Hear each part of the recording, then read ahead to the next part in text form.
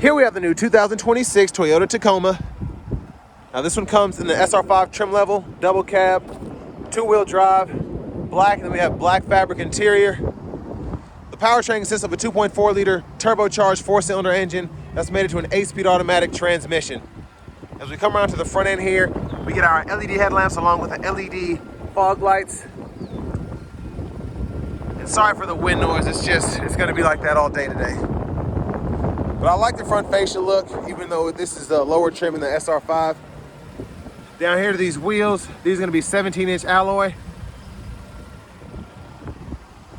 And we do get passive keyless entry on the front.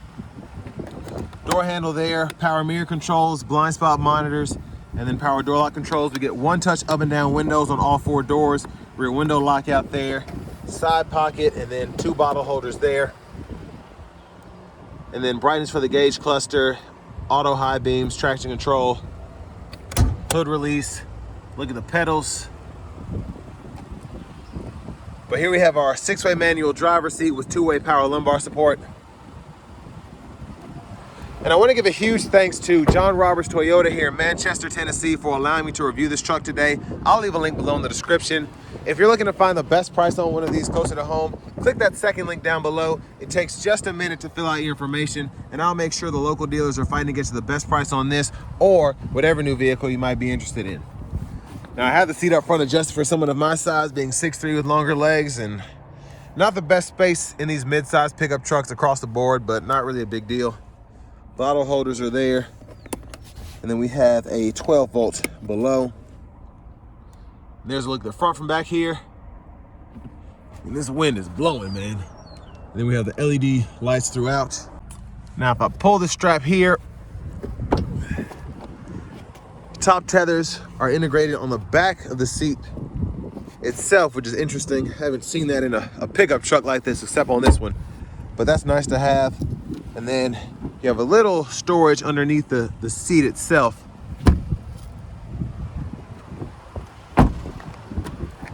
Fuel cap there. And I also apologize for the truck being so dirty. I like the exhaust. It's a pretty big exhaust pipe. But there's a look at the back end. Hitch receiver right there. Spare tire underneath. We get this optional soft tonneau cover. And here's a look at the storage compartment itself in the bed.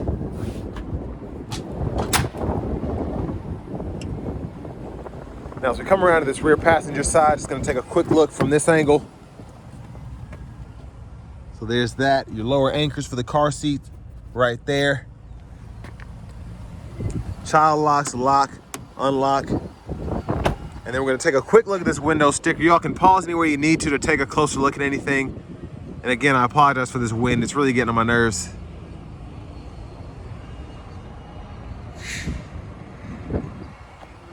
Well, sticker's right at $40,538. There's your fuel economy and then your crash test ratings.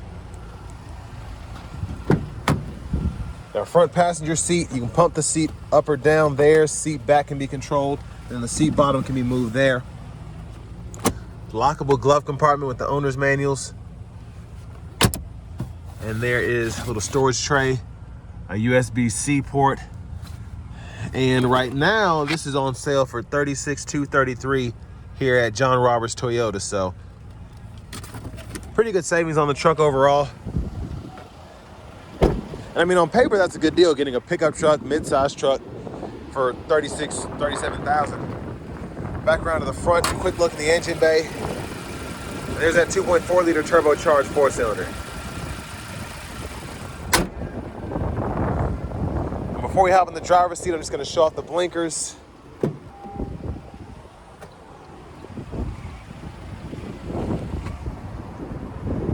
So there's a look at that.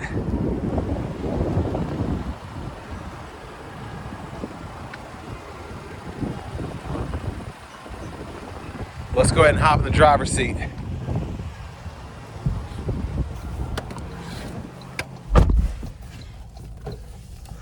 So we do get a nice, it feels like leather, but it's the hard vinyl plastic there. There's the horn. Over here to the infotainment system, we do get the Experience Drive Connect. So if you want to hook up the cloud navigation and all of that, you can do that there. Audio, your sources include AM, FM, XM radio, along with Apple Music, Amazon Music. Then you also get wireless CarPlay, Android Auto compatibility. Then in your settings here, if you go to your general settings, you can change your language or units of measurement right in there. Volume knob on the side, click there to turn the audio off. Backup cameras here. Guidelines follow you as you turn the steering wheel. And then down here we get these manual climate controls, single zone, so you can adjust temperature there, fan speed here, and you can press this button to turn the system on or off. AC toggle, this controls your fan direction. Then you have the defrosters and the heated mirror right there. 3-stage heated front seats. And then your hazards right over here. Now for the shifter, press the button in on the side, reverse, neutral, drive. Come over here and you get your manual shifts that you can shift through right there. And then you get 2 USB-C ports, 45 watts, which is crazy. And then you can kind of place the phones there while they're on the charger. 12 volt there, and then a little storage compartment on this side. Your electronic parking brake, pull up to engage, hit the brake, press down and disengage. Your automatic brake holds here, and then you have your ECT power, and then you also have your tow haul mode there. Auto stop toggle, bottle holders, and here's your center console cubby space. And there's a quick look at the back seat from up here. Reading lights, sunglasses holder, your vanity mirror. Now back up front, left side stalk, blinkers, high beams, and then you can go through your low beams, turn the daytime running lights off, fog lights. And then on this right side stalk, you have your intermittent wipers. So one time off, intermittent low, high. You can adjust that intermittent frequency here. And then left side of the steering wheel, volume down, up, voice recognition. And then you can go through the middle part of the gauge cluster with these arrows here. And then you have the Bluetooth button. This side, you can go through track list, radio station presets by hitting this button, your audio sources here, and then you have your modes you can change with the adaptive cruise. You can go between adaptive and regular. You can see that there. Adjust the gap adjust in the adaptive cruise, lane keeping system. You can activate the full driving support system there with the lane centering, the adaptive cruise, and then set your speed in either one there, and then cancel there. Push button starts here. Finally, here is the key fob. But next, let's go ahead and take this 2026 Tacoma SR5 out on the road for a test drive.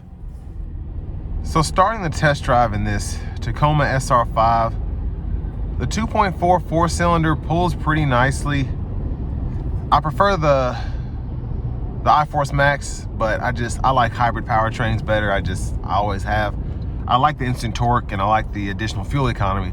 But this is a very good engine when it comes to power, just the numbers that it puts out, the capability it has. For it to be a 4-cylinder with a turbo on it, it can do quite a bit. Especially compared to some of these outgoing naturally aspirated 4-cylinders in these mid-size trucks. Just having the standard 4-cylinder with a turbo makes them much more fun to drive, makes them much more capable, and then it also, if you don't care about the turbo, almost eliminates the need for a V6.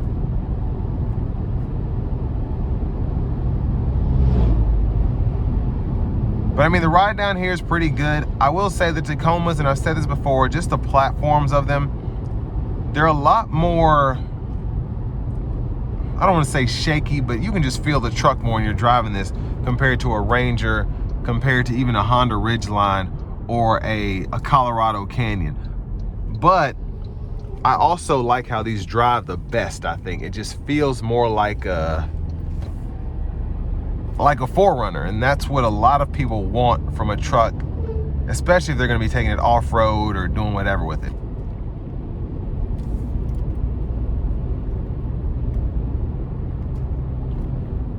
Now the overall just feel of the truck. It's an SR5, it's relatively basic for this price point. The infotainment system is nice for what you get. You still get the wireless CarPlay, Android Auto. The AC controls take some getting used to because I'm used to having a knob here kind of telling me when I'm hot, when I'm cold, and this just right here, you have more levels, I think, but it gets confusing to me because I'm thinking I'm adjusting the fan speed because it looks just like the fan speed over there. They both are just these lines. But again, that's just, I'm nitpicking at this point. The rest of the gauge cluster, I like having the digital part in the middle, and then you have the analog on the side for the engine temperature and then for the fuel tank. And it's not overwhelming like some of these other vehicles are, just when you got this over here, then you can change this way over here, and then you can get lost in the screen and then not know how to get back. This SR5 still gives you that SR5 vibe from the older generation Tacomas. It still feels simple in here. The radio's not hard to use. Probably take 2-3 minutes to learn it, and then you'll never have any questions about it again because it is simple. It's a nice look, but not too much is going on there in a good way.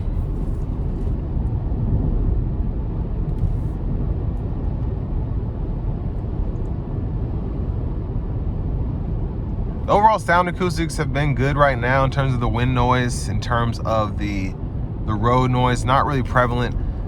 This has been repaved. This used to be kind of my test road because so many 18-wheelers drive through here and all that. It was just always rough and loud, and I could tell by how loud the tires were, you know, comparing it to another vehicle, how bad or good it was.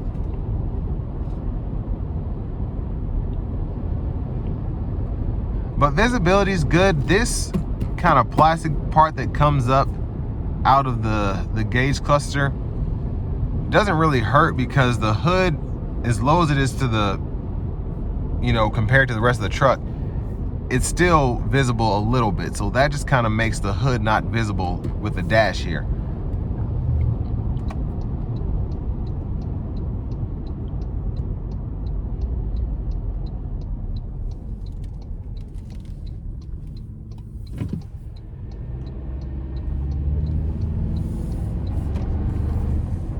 Now I'm gonna turn the control transmission power mode on, and we're gonna give it a pull getting on the interstate. This only has 14 miles, so I'm not gonna give it too much, but I am gonna try and test it out.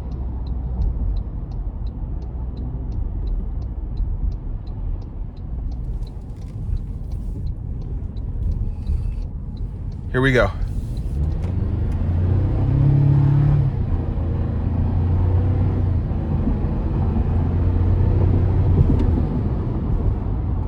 Yes, I mean, it's powerful. And I love the blow-off valve sound of these new turbocharged 4-cylinders.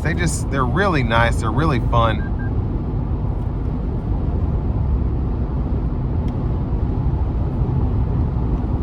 Now I do want to give one more big thanks to John Roberts Toyota here in Manchester, Tennessee, for allowing me to review this truck today. I'll leave a link below in the description. If you're looking to find the best price on one of these closer to home, click that second link down below. It takes just a minute to fill out your information, and I'll make sure the local dealers are fighting to get you the best price on this or whatever new vehicle you might be interested in.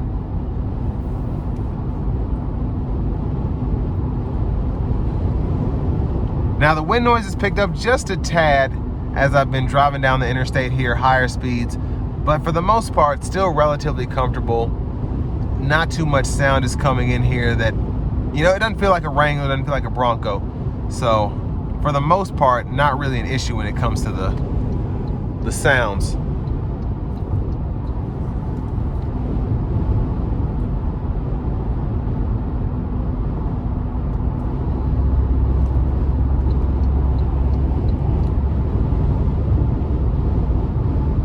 But if you're looking for something that's relatively basic, it's relatively affordable, I think, for a truck, and still has pretty much all the amenities you need with the adaptive cruise, the lane centering, the blind spot monitors, and everything else, it's a good way to go here. And then having the optional heated seats as well is a big plus.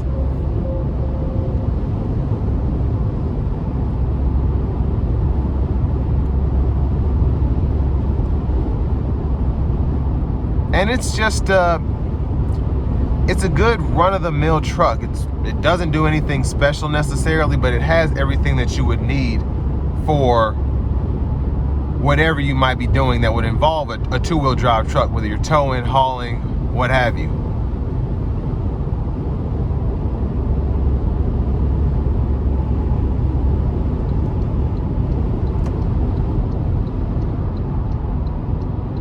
And I think for the money, I mean, it's not a bad deal. It does everything you need it to. And for the right buyer, if you're trying to save money with a pickup truck, this is